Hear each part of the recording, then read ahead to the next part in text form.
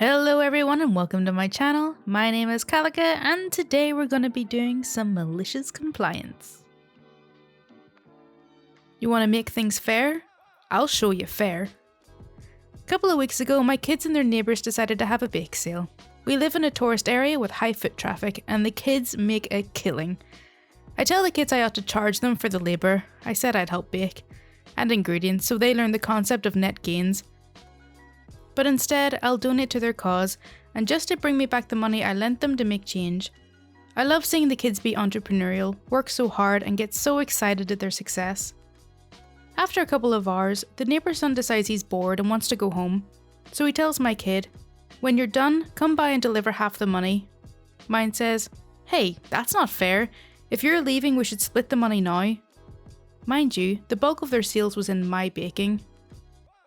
The neighbour kid gets super pissed, but mine stuck to their guns. They split the money and the kid leaves in a huff.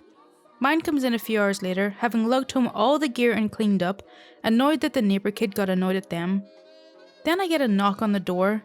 It's the neighbour's mum, with the kid, who's still pouting, and mum's holding a receipt. Mum explains that they purchased a bunch of stuff for the bake sale, and it costs a lot of money, and it's not fair that my kid is making money off their stuff, and that they should be compensated for what they purchased. The receipt lists a bunch of items I immediately see they didn't use, like 2 boxes of cereal when they used 1, napkins that I'd end up providing, but whatever. And never mind that her son went home early and left mine to clean up, and never mind that I'd been churning out batches of cookies all morning. I'm irked they've taken what was fun, cheerful day of kids making money hand over fist and shown up at my door making me engage in a super awkward conversation because they assume their kid can't be wrong. So I say, "Of course," and fetch my receipts. I sit down and in front of them and out loud calculate the cost of lemonade and cups used. I calculate the cost of flour, sugar, chocolate chips, vanilla and butter per batch of cookies multiplied by the number of batches made. I toss in the baking soda for free. I'm so generous. I even subtract the value of leftover cookies. Did I mention I made a lot of cookies? The neighbour kid had to fork over $23. They got pretty quiet all of a sudden. I thanked the lady for making sure things were fair and offered her a plate of cookies to take home. She declined. The end. Throw it in the bin right now. It was sometime when in the early 90s, Saturday evening. I was about 7. Noel's house party had finished and my dad was watching some rubbish on one of the 4 TV channels that existed that time in the UK. My brother and I were making and throwing a paper airplane around, much to our dad's annoyance. When he watches the TV, he likes the volume up and no distractions. We were being loud and annoying, and generally having fun throwing the paper plane around. Dad says, "Stop throwing that effing thing around and put it in the bin right now." He was really mad. Now I'm mad at having our source of fun taken away. I look him dead in the eye, petulantly throw the paper plane in the general direction of the bin while maintaining eye contact. I see his face start to crumple in anger, but we both turn to watch as it sails beautifully through the air, curving slightly at the end to land perfectly in the small waste paper basket. I swear it happened in slow motion. We all just started hysterically laughing. All signs of anger dissipate as we can't believe it actually went in. For the rest of the night, I catch my dad randomly chuckling and saying, "I can't believe it actually went in." Nope, the boss isn't here. Mini malicious compliance in the box office. When I was in high school in the mid-90s, I worked at a movie theatre. When I was working box office, it was also my job to answer the phone. The manager managed multiple... That's hard to say. Manager managed multiple branches of the theatre, so he often left during the day. One day, the regional manager, who was good friends with the manager, called, and I said, I'm not sure if the manager was there. I checked and the manager was in, so I transferred the call. After a few minutes, the manager transferred regional manager back to me so he could scold me. At the time it felt like yelling, but I was a timid teen. That I should always know if my manager is in or not. As an adult, I now recognise that 1, the manager should have corrected this rather than having a corporate bigwig scold a teenager. And 2, I should have been trained to see if he's available, so I could take a message if he wasn't. But at the time, I was just really irritated to get scolded by a regional manager over something that I couldn't control. So from then on, whenever regional manager called, he would say, "Hi OP, is manager in?"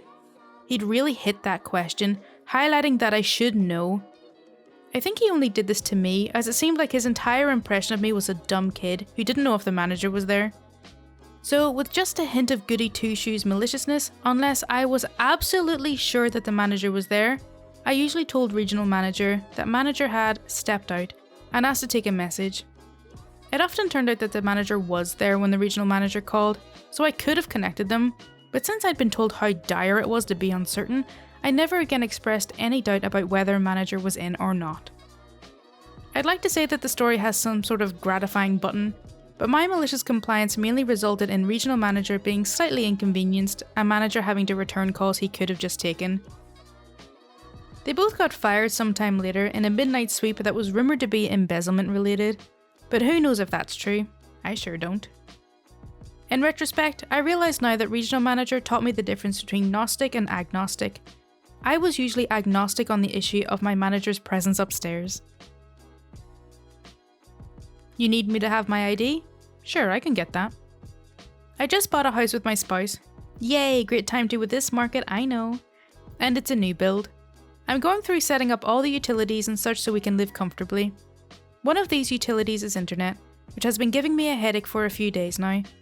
There is only one option for the home since it's a new build, so unless I want to wait for somebody else to lay their cables and such, I need to go through them.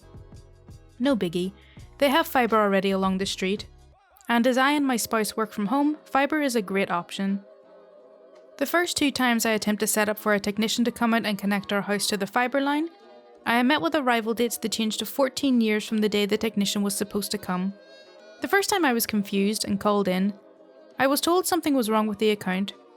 Okay, I'll set up a new one and order a technician for the following day. Annoying but doable. Next day, 14 years gets added to the arrival date again. I call in again and get passed around technical support until I just ask for someone to tell me what's happening. Apparently support can't tell me because it's on the technician's side, and they can't see the technician's side of things. Great.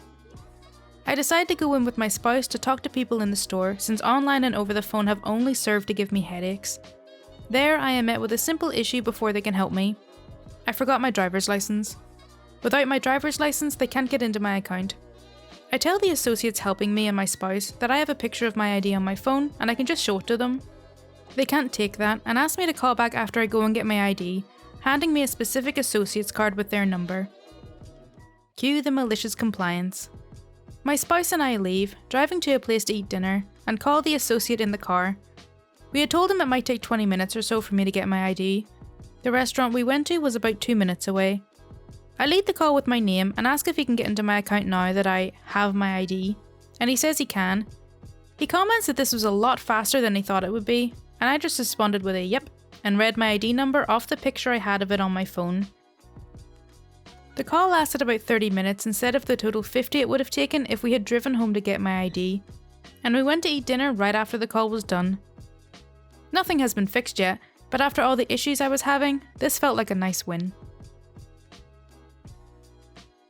Give a biography on this person, who, by the way, doesn't exist. This happened long enough ago in college that I feel okay sharing it now, TLDR at the end. A little while ago, I was taking this one ethics course that was required for my major, and it had the most insufferable professor. First of all, it was a college ethics course, so that's your first red flag right there. Secondly, it was only taught by one professor who used his own textbook for the course. For the first half of the semester, I thought he was a bit of a pain, but tolerable. It helped that my expectations were low. Then the midterm came up. It was an online course, so we were allowed and expected to use notes and the internet during our exam. I eventually got to this one question, which went something like this. According to name of person, quote by person, do you agree and why? Give a brief biography on the person. Having never heard of him before, I looked him up, getting exactly 3 relevant results. The first was just the question verbatim. The other 2 were questions on Q&A sites asking who this person was. One had no activity, the other had one answer. He doesn't exist. Well, he exists, just not by that name. If you're asking this question, you already know who he is. What the actual F? I would learn later that this person's name was literally an anagram of our professor's name, which is why I'm censoring that in addition to his real name. So I can only assume the question was both asked and answered by him in advance, but I didn't know that at the time. While this would have been a funny joke if it were framed as an extra credit bonus question, it wasn't. It was a serious graded question on our midterm, with no indication whatsoever that the biography portion of the question wasn't serious. At a complete loss for words, I decided, fine, you want a biography for a person who doesn't exist? I'll give you one. After my actual serious response to the quote, I ended up writing this masterpiece of absolute bull. Fake anagram name, born as Lucas Schmidt, which was a random name I made up, was born in the backwater alleys of Ursprung, Germany in 1954. Impoverished and orphaned by the age of 4, he was taken in by the German mafia for his pickpocketing skills. Raised to be merely a tool for the mafia, he scored his first kill by the age of 6. This would perhaps be the origin story of some sociopathic serial killer, but everything changed for young Schmidt in 1964 when he stumbled upon a copy of Dr. Seuss's Horton Hears a Who. Touched by its inspiring words, Schmidt had, for the first time, experienced actual human emotion, and now that he had a taste, he knew he could never go back. He fled from the German mafia and hid away in Switzerland, studying literature and philosophy. He began to write about, or course's specific branch of ethics, under the pen name, fake anagram name, so as to avoid recognition by the German mafia, with hopes of indirectly undermining them without drawing attention to himself. And while this story may seem fantastical, it's at least more interesting than he doesn't exist. This ended up being longer than the serious answer I gave on my response to the quote. My professor ended up giving me extra points for making him laugh, so at least he had a sense of humour. Okay, so that's all for r/MaliciousCompliance. I really hope you did enjoy it. As always, if you do want to see more videos like this, then please do subscribe. Any support is greatly appreciated. Thank you so much for watching. Bye!